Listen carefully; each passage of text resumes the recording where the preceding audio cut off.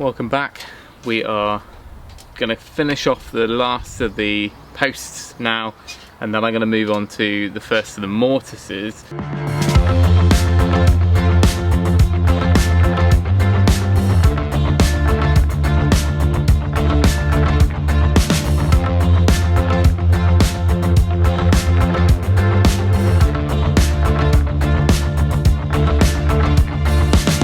So I've got 2 more of these to do.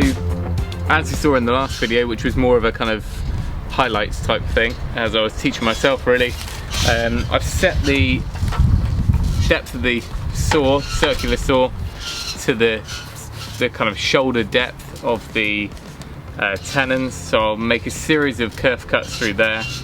We'll knock those out and chisel in to tidy it up. So I've done that on both sides. I think I will then, like you see on this one here, I've left them full width. Now that seems to be done quite a lot, but I think I might just put a small shoulder on there as well, and that way when the timbers shrink you don't see the side of it. So we'll just take that in, just step it in, and I'll do that on all of them. So that's quite a quick thing to do afterwards.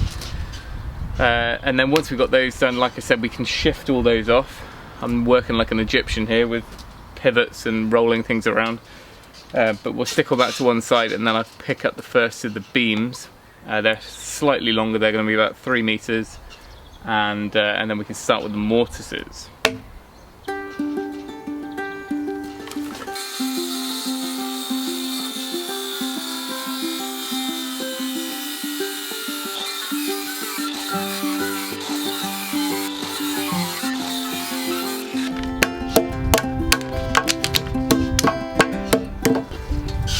So what I've been doing, you have to excuse our squeaky gazebo springs. What I've been doing is, rather than using that great big framing chisel, which is a little bit hard when you want to get in close because you're back here with your hands, so just a standard, this is a 3/4, it's a bit small, but just for this initial tidy up, to get my line in there, and then I can come in and tidy it up more like a slick to get it nice and flat. I haven't even drawn my line on there.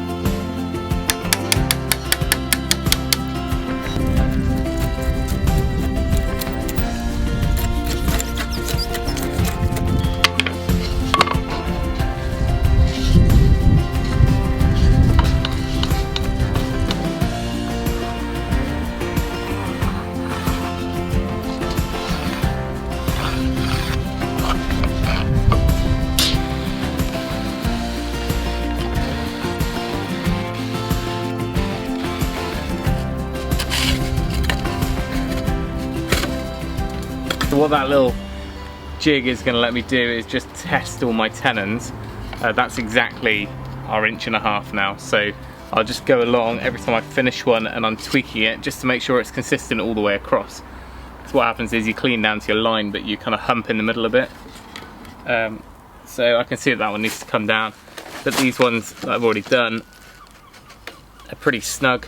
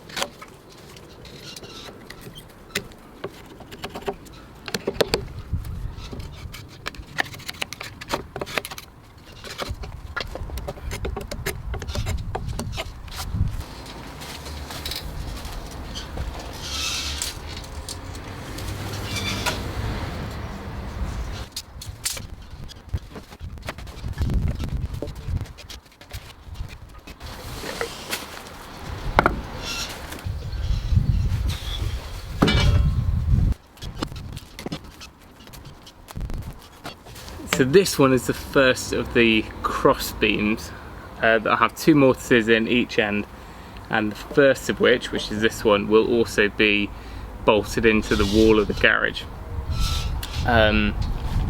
So I've worked out which face I want showing, because I can obviously hide one against the back, and it's a pretty straight square beam. So what I need to do now is mark up. I'm gonna have a quick test with the mortiser, because I've only done a quick 1 minute plunge in it so far, so I really want to give it a good go on a piece of offcut to make sure we get it exactly snug so we can fit the mortises in, and then we'll be good to go.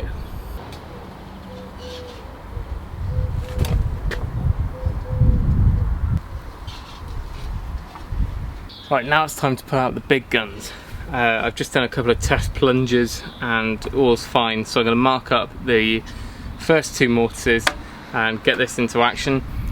Basically, it's kind of like a captive chainsaw, this, and rather than drilling out a series of holes and then have to square them all up with the chisel, this is going to speed things up, and it basically is drilling a square hole for us.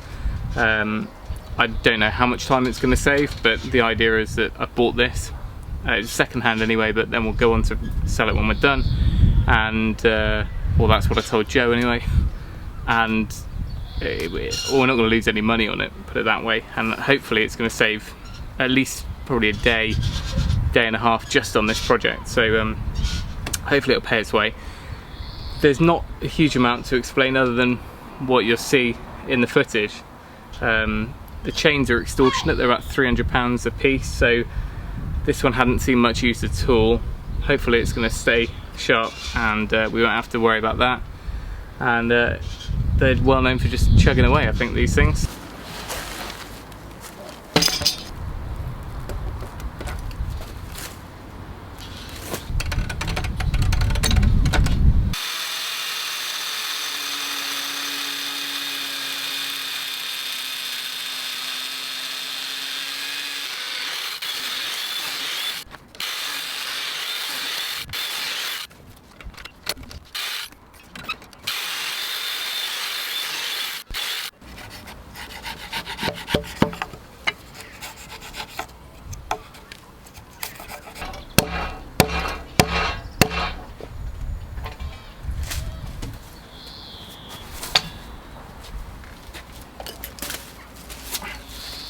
Okay, that's our first 2 mortises done.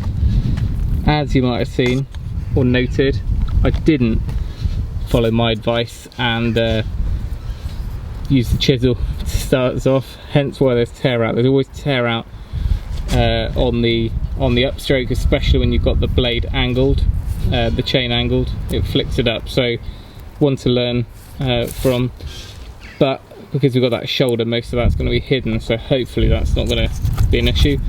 Gone plenty deep enough in there, and the design is going to have a half lap on top of this. The tenon won't go all the way through, but this is deep enough that it's going to accept the tenon.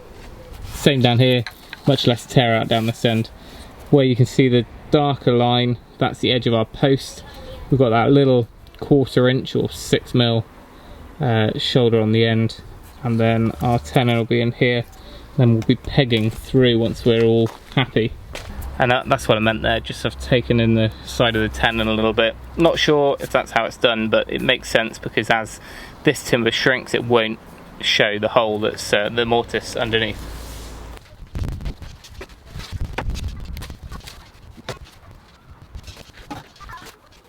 But I want to do a test fit, but until I can build a load more sawhorses, I'm going to have to try and assemble it on the ground. Not ideal, but it's what all we've got to work with, I guess.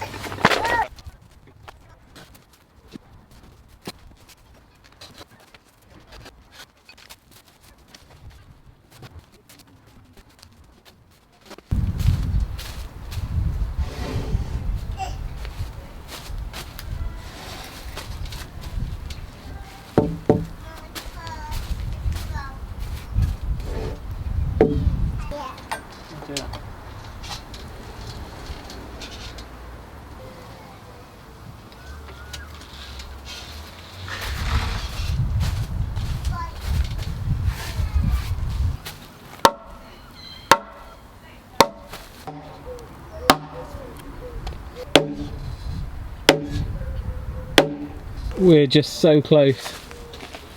This side especially. I just need to give that a blowout. Just see if there's just a chip or something holding it back, but we're nice and flat on the top, which is luck as much as anything. And then we've got that nice little reveal in there to hide the tenon. Over this side, I'm still struggling a little bit. I don't really want to be taking it apart loads of times. If I can save the time, I'll just get a little chisel and just clean up in there and knock it in a bit further, and then we can look at getting these braces in here. One of the big benefits of oak though is we can really give it a whack. It's not going to dent like some softwoods might, so for the time being I'm just using that sledgehammer, but I will try and get around to making a big wooden Thor mallet, which will just give me a chance to really give them some welly when we get them in situ and we can put it all together before we peg it.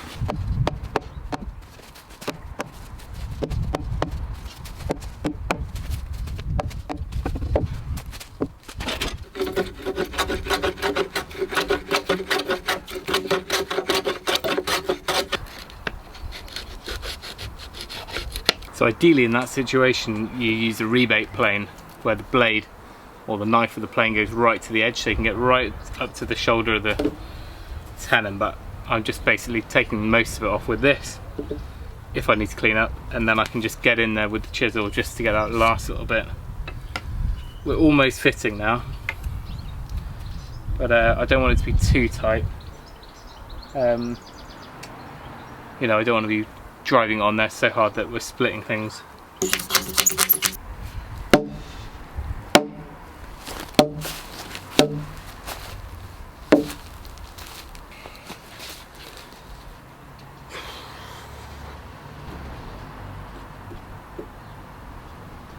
Well, it's slow but steady, this. I thought it was going to go a little bit quicker. It's obviously just the weight and the size of these timbers. Working on your own half your time is just logistics of working out what to put where. That said, I've managed to get all of the posts done, and the first beam, which will be, there'll be two of these cross beams, both mortise in. I've had them in and out a couple of times. It's getting pretty late now and I don't want to be smacking around making a noise too much this time of night. They do need to be cleaned up a little bit more. I think the mortises are deep enough. We're about 2 or 3 mil off just to get it nice and tight, because I can't really move on to the next stage, which is marking up for the beam that would go this way, and any braces. I need everything snug in place, and also we need to drill the holes ready for pegging.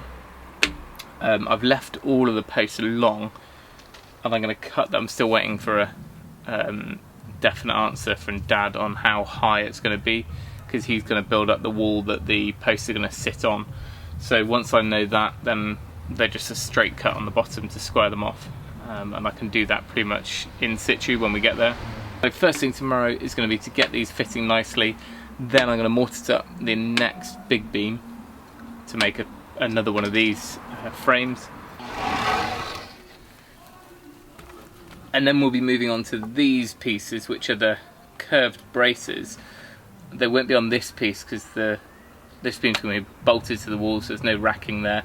But the other elevation, there'll be these braces. But things are coming together and I can kind of see the process and the best way to do things now. I'm going to try and make up some more of those sawhorses, because I think I'd rather be working up off the floor if I can, and I can make things a little bit more level. Ideally I should have poured this concrete slab first, would have been a lot easier. If there are any timber framers out there watching, give us some tips, stick them down below. Read all the books and I've played around in the past, but any kind of things, especially with the layout, the whole, I can't really do the whole scribing where you use plumb bobs and stuff, because usually I think you'd mark it out on the floor.